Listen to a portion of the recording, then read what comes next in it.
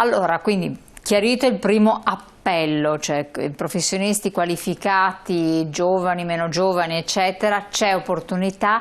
A chi rivolgersi? Perché io mi stavo ponendo questa domanda qui, secondo me c'è un gap tra domanda e offerta.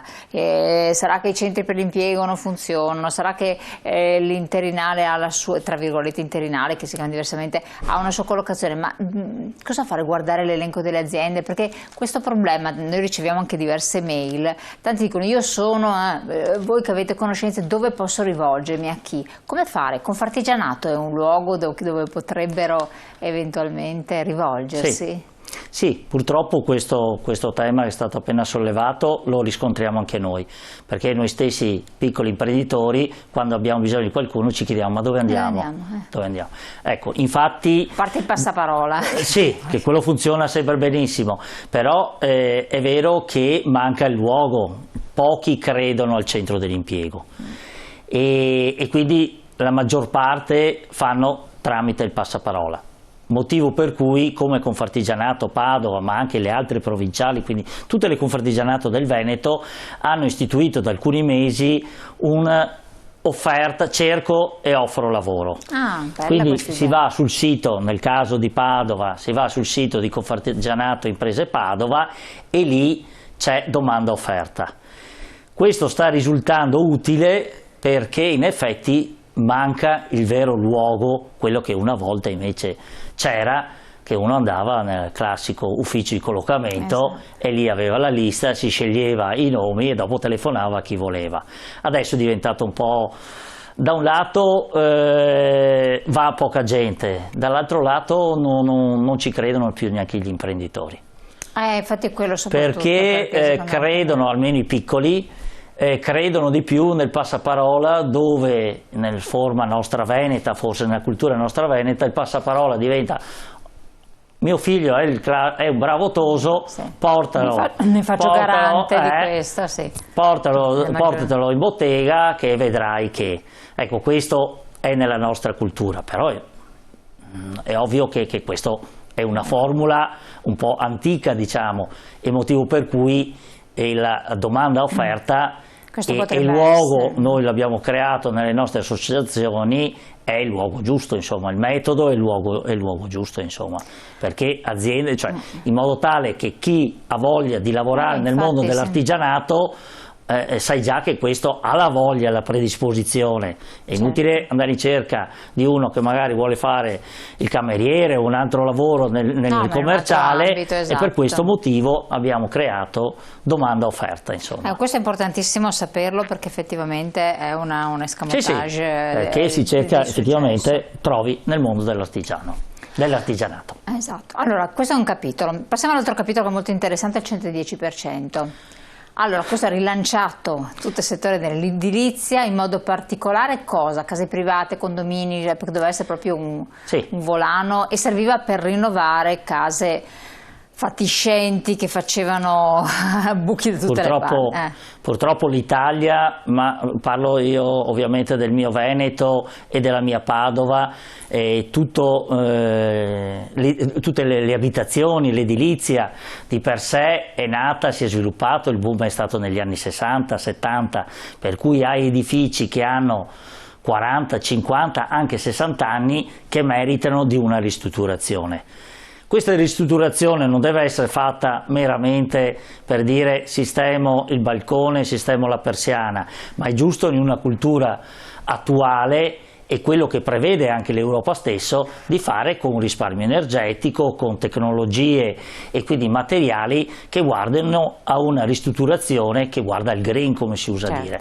Per cui il bonus 110, tanto discusso da un lato e tanto promosso dall'altro, e purtroppo ha avuto un anno nero, da una parte per la pandemia, ma dall'altro lato per la burocrazia che questo bonus 110 portava con sé, perché tutta la prima fase è una fase di verifica che l'edificio, sia questo appartamento e quindi condominio, un insieme di appartamenti piuttosto che la casa singola, questi non dovevano avere, rispetto alla documentazione che ha il comune, non doveva avere nessuna modifica. È ovvio che siamo in Italia, è ovvio che ognuno magari qualche piccolo abuso l'ha fatto, e quindi da un lato questo bloccava la pratica, ma soprattutto le pratiche sono state e sono ancora ferme perché la macchina amministrativa pubblica, e quindi la pubblica amministrazione, è vecchia. Manca tutta quella parte di informatica e quindi informatizzazione che possa rendere la pratica veloce. Quindi ci siamo trovati noi artigiani, da un lato bisogno di ricominciare a lavorare, visto che c'era la libertà con i vaccini di poter riprendere, però la mancanza di questa prima fase tecnica, dove gli architetti, i professionisti in genere non riuscivano ad avere i documenti per dire all'artigiano e quindi al proprietario della casa singola piuttosto che ai vari condomini, dire partite. Cosa sta avvenendo in concreto? Che è partito qualcosa, è partito prevalentemente la casa singola perché è più semplice, mentre i condomini fanno molta fatica a partire. Che era nato per i condomini poi, tra l'altro. Che in realtà era nato per i condomini, perché è ovvio che sistemi un insieme dove di solito è dove c'è maggior dispersione, dove sono quelli più fatiscenti per una serie di motivi, quindi la volontà e l'idea era giusta, corretta, però alla fine è avvenuto il contrario. È vero che nell'ultimo mese con il decreto semplificazioni hanno tentato di semplificare alcune cose, dove basta chiedere la CILA anziché, quindi, insomma, una forma di pratiche più veloci e via dicendo, però in realtà la realtà è unica. Il bonus facciate sta andando molto bene, il 110 è molto lento e va solo, si può dire, per le case singole, quindi lavori più contenuti dove la burocrazia è più facile raggiungerla. Ecco, c'è una domanda che mi viene spontanea, volevo leggere anche il messaggio che era arrivato, che commentava un po' il discorso che facevamo prima delle materie prime. È allucinante che in un solo momento tutte le materie prime hanno avuto questi aumenti spropositati. Va bene il libero mercato, ma questo è cannibalismo tra aziende. Ai noi. Allora, se l'altro problema aleatorio, il 110%, è che se a un certo punto, arrivati a uno stato dei lavori avanzato, si scopre che c'è un problema in precedente non verificato, eccetera, tutto il costo va in capo al privato che ha ordinato la cosa. E per i condomini, se non erro, bisogna accantonare il 110%. Per cui bisogna fare un capitale di 110, perché qualora si verificasse la sventurata ipotesi, il condominio deve essere in grado di pagare, cioè questo va anche per il privato, c'è una spesa di 100.000 euro, è bene che il privato se la cantoni, perché se qualcosa va storto deve pagarsela. Idem per i condomini, perché fisicamente devono mettere proprio da parte la cifra. Dove appunto, mentre nella casa privata è più semplice perché il singolo proprietario sa i soldi li ho o non li ho, nei condomini fatti da 8, da 10 appartamenti, mettere insieme più teste, quindi più persone, è quasi impossibile. Però d'altra parte questa è la burocrazia, cioè dovevano pensare, anziché proporre e sponsorizzare un sistema eccellente che era quello di sistemare i condomini, sistemare quindi gli edifici dell'Italia, che questo ci vuole, ci sta, anziché sponsorizzare solo questo dovevano contemporaneamente valutare meglio la parte burocratica. E se volevano, avevano il tempo, perché ripeto, l'anno scorso, in periodo di pandemia, dove il 110 non è partito e dove arrivava all'ufficio delle entrate centinaia di domande da parte dei tecnici, doveva qualcuno accorgersene e dire, beh, se mi arrivano tutte queste domande, non saranno mica tutti stupidi, no? Arrivano tutte queste domande perché evidentemente non è chiaro alcune cose. Perché non mi arrivano le domande sugli altri bonus? Ecco. Questo purtroppo rattristice l'italiano, ma rassicurrisce noi piccoli imprenditori, Infatti. perché dopo ci chiediamo ma da che classe politica siamo governati? Infatti, credo 6.000 dubbi. Sì, ne arrivano una montagna è veramente esorbitante. È esorbitante, assolutamente. C'è un altro messaggio: sapete perché aumentano i costi dei prodotti? Perché tutti chiedono nello stesso momento, se si allungasse il periodo di superbonus di qualche anno, probabile questo succederebbe meno.